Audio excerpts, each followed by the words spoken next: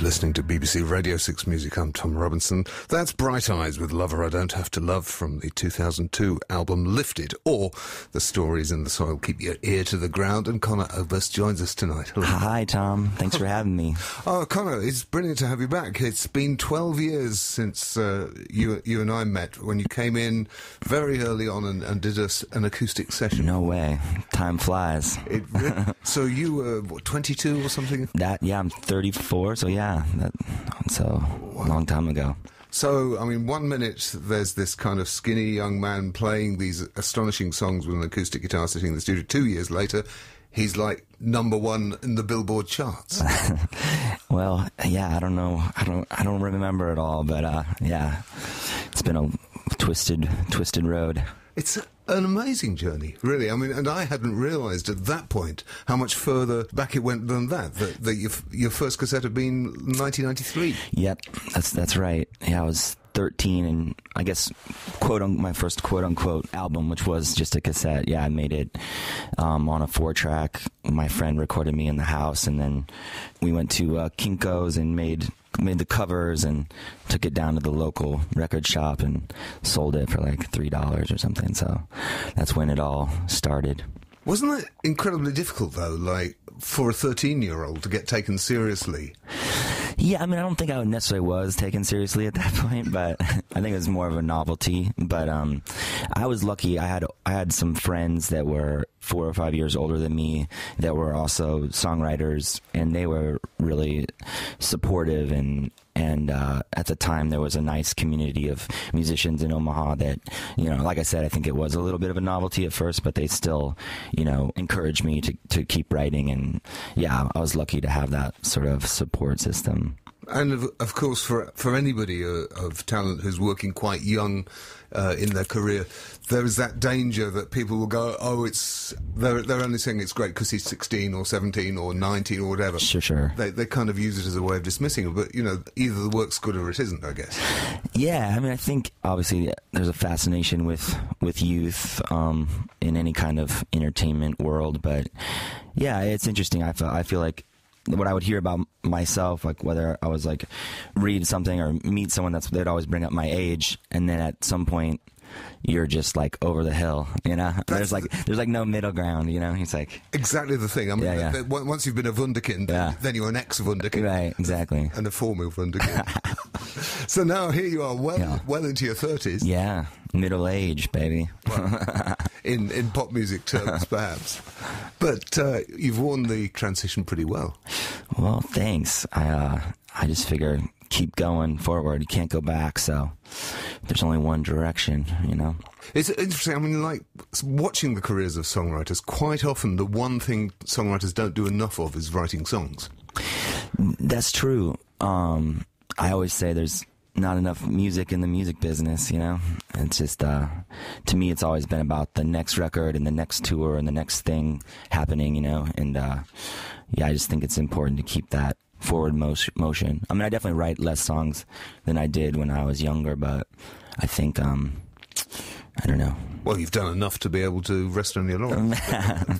Yeah, I mean, I think it's like, it's taken on a different pace, but it's like a natural progression, I guess, for me. Looking down that discography of all these albums that you've made, both under your own name, under the Bright Eyes name, and under various other project names, it seems like, some years there were 2 albums coming out in the same year. And that's true, yeah.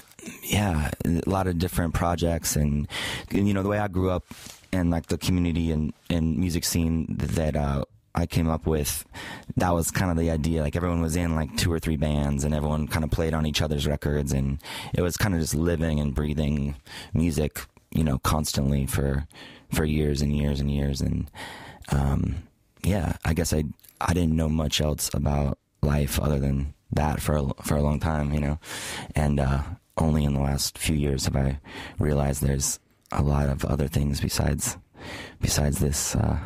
this game, this songwriting game. So, is it true, the rumor I've heard, that you actually own a bar in your hometown? I do, yeah. My friend Phil, who's our guitar tech and travels with us on tours, we opened a bar, I guess like a year and a half ago. It's called Page Turner's Lounge. If if anybody's in Omaha, come on by. We'll get you a drink on the house. Why Page Turners? It was actually the location was a bookstore for years that sadly went out of business, and that's what it was called, Page Turners. So we asked the former owner of the bookstore if he'd mind if we kept the name, so it's a little homage to the old bookstore, because no one wants books anymore. So. Well, they buy them off certain online retailers rather than from a bookstore. Sure, exactly. Trouble.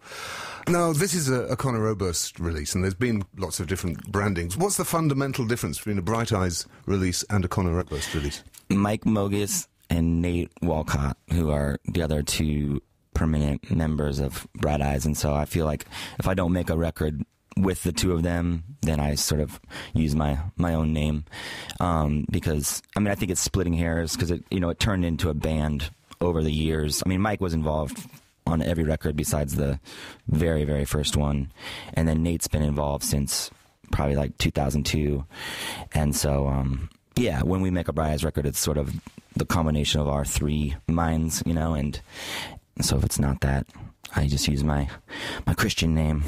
But even then, when you made the first, allegedly the first solo record, the one that was just called Conor Oberst, you still had the Mystic Valley Band grow out of it. I know, they snuck in there. It was supposed to be a solo album, but yeah, just that was a whole nother experience, and it was a couple years of my life rolling around with those guys, and it was really great. It was some of actually the best times ever. That was a really fun band to be in, and a lot of talented songwriters and musicians, so I didn't expect to have that turn into a band, but it did, so.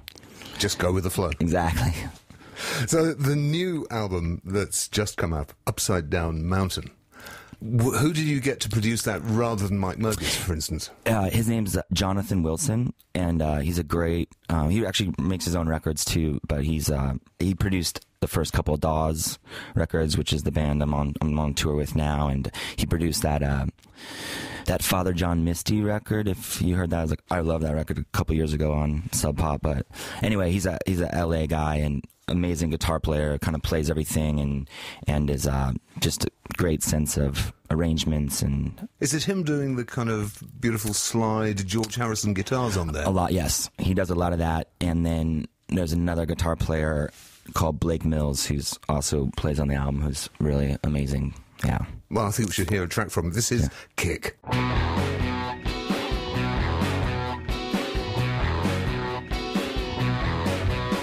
Kick, you're still a kid, and your diet's too full of additives. Passed out on a couch with ashes in your mouth, dreaming that you're hopping a fence. This world must have it out for you. From the shores of Montauk out to Malibu, the trappings of a name you never could escape. These people wanna live in the past, some golden age that they never had. I thought we lost that Camelot. I thought we lost that Camelot. Some children's story we forgot.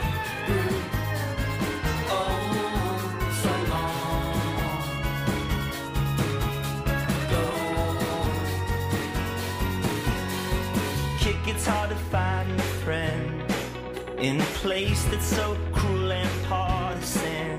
But you should go in style to Stockholm for a while, live outside oblivion's lens.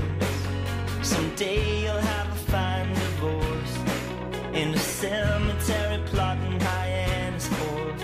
Next time you close your eyes on a helicopter ride, I hope you see it isn't your fault. I hope you know it isn't your fault.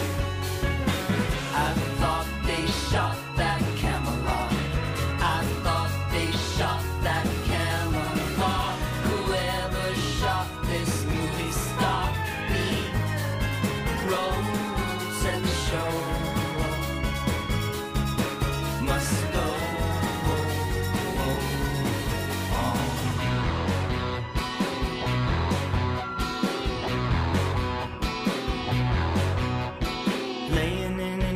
On an old chaise lounge, listening to the doctor drone. No therapeutic feeling once the shock wears off.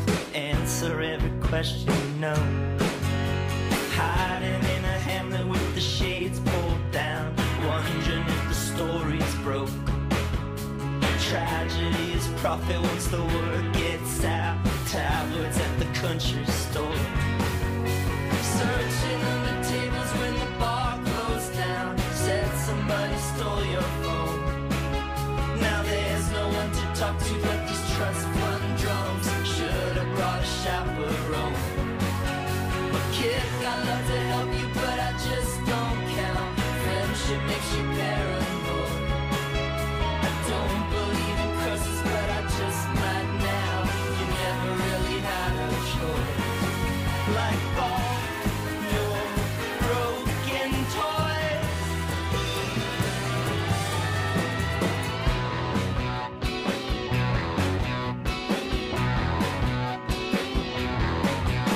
Kick, you know this life is rich, but pleasure's not the same as happiness. If you don't collide with the traffic in your mind, I think you'll find your way out of this. I hope you find your way out of this. Tragedy is profit once the word gets out, and pleasure's not the same as happiness. Wonderful lyrics on that. Did that take a lot of time to write? That one came pretty quick, actually. Yeah, when I sat down to do it. Yeah, I would say it was one of the faster ones. I usually write, like when I'm writing songs, sometimes I'll write more verses than I need and then kind of go back and sort of edit and pick the ones I like the most. But I feel like that one came out pretty fully formed. Yeah, I mean, it's very, very focused, and there just doesn't seem to be like a syllable out of place in it. You've been very careful with those lines. Well, thank you. Yeah, some people don't like that song, but that's okay. You wrote in Q magazine. You wrote in Q magazine about how it was about one of the Kennedys. Yeah, and it's totally like projection. I mean, it's just a person I met very briefly, like one night in a bar, and then sort of imagined what her life might be like. And I'm sure I'm like wildly inaccurate with my assumptions, but at the time there was a lot of like things in the tabloids in New York and stuff, and then because anyway, it's a long story, but I feel like she was offended by the song, and I wanna say I'm sorry. I meant it very like a lot of empathy was what I was going for when I wrote it, but totally maybe but it is very presumptuous and assumes a lot of things, and like maybe goes into someone's head that I don't know whatsoever. But to me, that's what a lot of songwriting is about, or writing in general. You got to kind of use your imagination. But yeah, maybe it was careless because she is a real person. So I'm sorry if I offended anyone with that one. Well, A, it's storytelling, but B, I think living in that tabloid glare where everything you do... Sure, and I mean, to come from a super powerful, rich, famous family with that name and then have to go around with, carrying the baggage of that your whole life. And I mean, I feel like of all the things written about that family, that it's one of the nicer ones, but maybe I'm wrong. We like it anyway. I mentioned earlier on that within 2 years of meeting you back in 2002, you were at #1 in the Billboard singles chart. But that's all the more extraordinary because you were also #2 in the singles chart the same week. And also that the #1 record was one voice and one acoustic guitar. That's right, yeah. Lua was the single, I think, at the time for that. Yeah, that was a strange just thing. I don't really understand the charts that well as to what that meant exactly. But yeah, I remember at the time the label and everyone being very excited about that. Let's hear the song after this. I grew up in a time when I was lucky enough to see music actually bring people together. And the great multicultural mix that we have in this country now has been really soundtracked by the music of the last 50 years. Don Letts. I guess people would write me off as being reggae-based, but that's just in my DNA. I grew up with rock and roll, went through the whole punk thing, you know, the whole soul boy thing. I was there at rave, I was standing in fields. I remain open to all the world has to offer, and I like to think that's reflected in my show. You know, the heritage and tradition of music having deep impact and striking an emotional chord with me in particular, it still gets me out of bed every single day. It's something I can't help but be involved in. Don Letts, Culture Clash Radio. Sunday nights from 10. On BBC Radio 6 Music.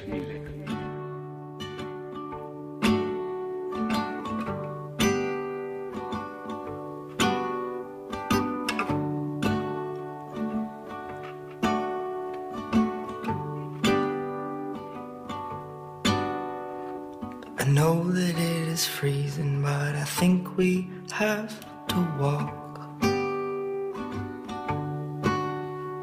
I keep waving at the taxis, they keep turning their lights off. But Julie knows a party at some actor's West Side loft. Supplies are endless in the evening, by the morning they'll be gone. When everything is lonely, I can be my own best friend. I get a coffee and the paper, have my own conversations. With the sidewalk and the pigeons and my window reflection. The mask I polish in the evening, by the morning looks like shit. And I know you have a heavy heart, I can feel it when we kiss. So many men stronger than me have thrown their backs out, trying to lift it. But me, I'm not a gamble. You can count on me to split the love I sell you in the evening, by the morning won't exist. You're looking skinny like a model with your eyes all painted black. You just keep going to the bathroom, always say you'll be right back. Well, it takes one to know one, kid, I think you got it bad. But what's so easy in the evening, by the morning such a drag.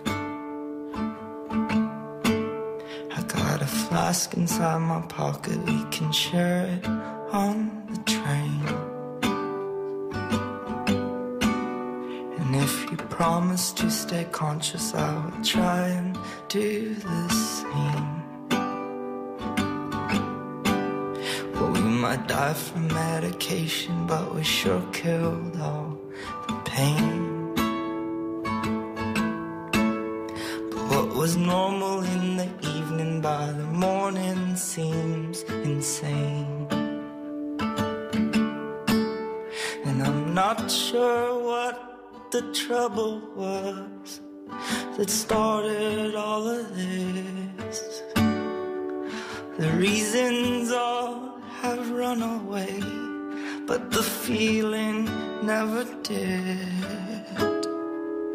It's not something I would recommend, but it is one way to live. 'Cause what is simple in the moonlight, by the morning never is.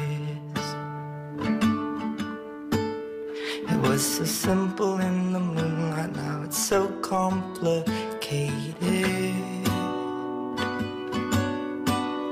It was so simple in the moonlight, so simple in the moonlight, so simple in the moonlight. Bright Eyes and Lure, which was number 1 on Billboard's Hot 100 singles sales chart in November 2004, the same week that Take It Easy, Love Nothing reached number 2. And Conor Oberst is our guest on Six Music tonight. How does it feel listening back to it? Do you listen to your old stuff? No, I don't. I mean, I will if we're like preparing for a tour and have to like kind of remember songs. Sometimes hearing them back, because songs like sort of morph and evolve over time, and even to hear some of the tempos, I'm like, wow, that sounds so slow, you know, compared to like a live version, or you know, even like some lyrics have changed over the years, and I don't even remember the way I used to sing it, and then of course the hardest thing about hearing my old recordings is just the sound of my voice. Like I just was still learning how to sing, and I feel like anything kind of, I don't know, probably like the double albums, or maybe even Casadega is like when I feel like I finally sound like myself. And so yeah, it's hard to hear some of those sometimes. It makes me cringe a little bit. There's a famous story about how when one of the Pink Floyd got married, they got the Australian Pink Floyd to play at the wedding reception. And all the husbands all abandoned their wives, and the Pink Floyd stood down near the front near the stage staring at them going, "You never play that guitar bit anymore." And the songs didn't sound anything like the way they played them live. Totally. Yeah, things change. You know, I always think of a song as kind of having 3 lives for me. Like there's the way I think of it in my head, as far as like the lyrics and the melody and kind of the little film strip that plays in my mind, like as I would perform it. And then of course there's like the document of the record, which is, you know, sort of constant. And then there's a way it gets played every night, you know. And it, for me, since a lot of times I'm changing band members and different, you know, songs, a lot of my songs have had wildly different arrangements over the years, and have been reinterpreted for whatever band I had on the road. And so, yeah, it's a lot of them are far from the original recording in my mind anyway. And I can't remember what they used to sound like. Has there ever been, to your knowledge, a Bright Eyes tribute band? Not to my knowledge. No. Yeah, I don't. Would you be interested to see them if there was? Sure. I mean, I'm all about franchising, you know. I mean, they can go on tour, and I'll just stay at home. Yeah, some journalist was bugging Benny and Björn from ABBA, saying, "Why don't you reform?" And they said, "There's no point. Go and see Björn again. They're much better than we used to be." Right, that's hilarious. So we should play another track from the new album, Upside Down Mountain, which was released in May on None Such Records. How has it been being on a major label? It's been great. I love working with None Such. They're so they're just such a class act, and really like love music and are genuinely interested, I think, in career artists. And, you know, it's not a flash in the pan kind of thing. They're not like chasing the next trend or what's hip on the next like blog, you know. It's like, I don't know, they're kind of old school in that sense, and just really wonderful people. So it's been a great experience. So can you tell us about Enola Gay? Sure. Like, what would you like to know? Well, I guess with Kick, it was, once you'd kind of solved the puzzle of who Kick was, then suddenly the whole lyric made sense and had deliberate focus. Sure. Enola Gay, there's no obvious key to the puzzle. Yeah, I mean, it is based, you know, again, loosely on a person, and it's just not a person that anybody, it's not a famous person or a person with a famous name, so maybe it's not as easy to decipher. But I mean, a lot of times for me, it's like the characters in the song are some kind of amalgamation of different people I know, and different, you know, transposing an experience I had or an experience a friend of mine had onto this character amongst these other traits. And yeah, I mean, I think that's what, like we were talking about earlier, that's kind of what writing, a lot of writing is about. And so it's using real life experience as building blocks. Yeah, exactly. And to me, it's, you know, the point of my songwriting has never been to communicate a truth about my own life, or even a truth about someone else's life that I'm writing about. You know, it's about finding something more universal that people can relate to and take as their own, and can sort of stand outside of the persona of the singer. I think that's what the best songs can exist outside of the singer's persona or what people associate. That's why I think, like Bob Dylan songs, people, even though he is such a sort of massive persona, think about how many people cover his songs and how they always stand up. It's because they're great songs, and that you don't have to know any of those people, right, for it to resonate, right? And so it's kind of finding those basic truths. For me, it's like every song is sort of just the same thing, which is exploring the human condition, I guess, and like sort of what we all have in common, and trying to be able to stand in someone else's shoes. I mean, I think that's really what a lot of songwriting is about, is like observations and yeah, I guess like empathy, or just being able to sort of see yourself in others, Let's take a listen. This is Enola Gay. He didn't give you that nickname, but you smile when he calls you Enola Gay. Turns the lights down low for your migraines and fetches what you strew all around your room, up and down the hall, asking for your sodium penthol so that you can read aloud from your big tell-all, anecdotes and platitudes. This world's mean, get meaner too, so why you have to make it all about you? There's no harm in stepping to the side. Light your hurricane lamp when the sky goes dark, the wind's pissed off and the sun's at large. And what you gotta do is just a matter of pride, till you vanish like the rest, out of sight and out of mind.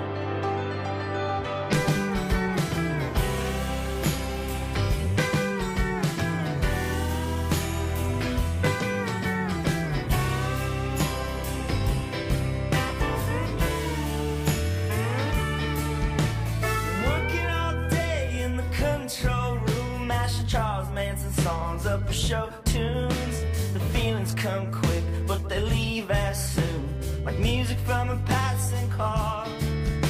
It's crowded in the club where you meet your friends, trying to save some room for the elephant. Every day's a chore and you're not done yet. You didn't think it'd be this hard. The run's begun, we're a nervous crew, so why you trying to make it all about you? It's not so bad, it's just a flashlight. Light your hurricane lamp when the sky goes dark, the rain's upset, it just falls apart. You will get your wish, it's just a matter of time, till you vanish like the rest, out of sight and out of mind. Until you vanish like the rest, out of sight. Whoa, sudden end there on Enola Gay by Conor Oberst from the album Upside Down Mountain. Again, a line I loved from the lyric there, saying, try to save some room for the elephant. Oh yeah. The elephant in the room, but Yeah. it's so condensed. It's lovely and focused. Thank you. Yeah, that one I didn't know. I mean, maybe I'd heard it in my life, but I didn't know about the very famous Enola Gay song by who is it by? It was Orchestral Maneuvers in the Dark. Okay, there we go. Yeah. So yeah, someone pointed that out to me. There's already a really famous song called that, but I was like, well, Who it's cares? so different. Yeah.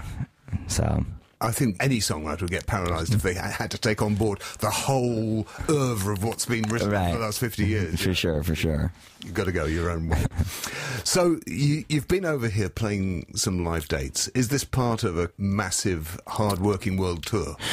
Yeah, I guess so. I mean, the record came out in May, and so yeah, it's a pretty full year of supporting the album and trying to get to as many places as possible, and it's been great. I did a lot of the touring with Dawes, as I was saying, who's a really great band from LA, and yeah, they have been opening the shows and then being my backing band, and it's just been really amazing because they're such like top-notch musicians and really great people to spend time with. So I feel lucky to have them. It really works well, though, doesn't it, as a format when that happens, because the band gets wonderful exposure by being the opening band, but also it means that you don't have to worry about getting them to play with each other. They already do. Yeah, it's been interesting, because a lot of times I'll form a band, and then we go on tour, and it feels sort of, there's like a learning curve, and there's people people kind of learning each other's quirks, like both on stage and off stage. And then by the end of the tour, you feel like a band, and then it's over, and everyone goes home, and you got to start again. With Dawes, it's interesting because they're a fully formed band, and they like are always together, and they have their own like sort of secret language, and they've been really like generous just to like let me walk in. And maybe we should play one of their songs. Do you have one you recommend? Absolutely. You should play Little Bit of Everything. We'll do that right now.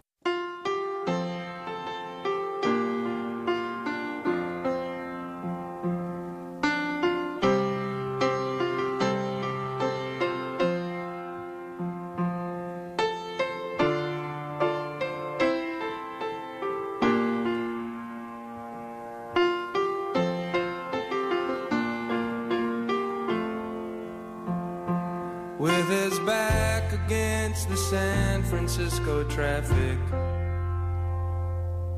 on the bridge's side that faces towards the jail, setting out to join a demographic, he hoists his first leg up over the rail. A phone call's made, police cars show up quickly. The sergeant slams his passenger door. He says, "Hey son, why don't you talk through this with me? Just tell me what you're doing it for." Oh, it's a little bit of everything. It's the mountains, it's the fog, it's the news at 6 o'clock, it's the death of my first dog, it's the angels up above me, it's the song that they don't sing, it's a little bit of everything. There's an older man who stands in a buffet line. He is smiling and he's holding out his plate. And the further he looks back into his timeline, that hard road always led him to today, making up for when his bright future had left him, making up for the fact his only son is gone, and letting everything out once his server asks him, "Have you figured out yet what it is you want?" I want a little bit of everything, the biscuits and the beans, whatever helps me to forget about the things that brought me to my knees. So pile on those mashed potatoes and an extra chicken wing. I'm having a little bit of everything.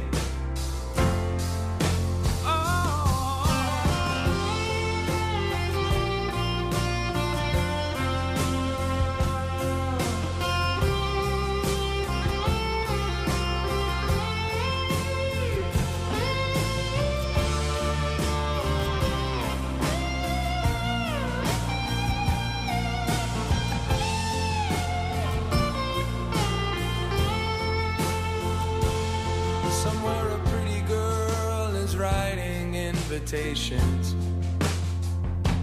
to a wedding she has scheduled for the fall. Her man says, "Baby, can I make an observation?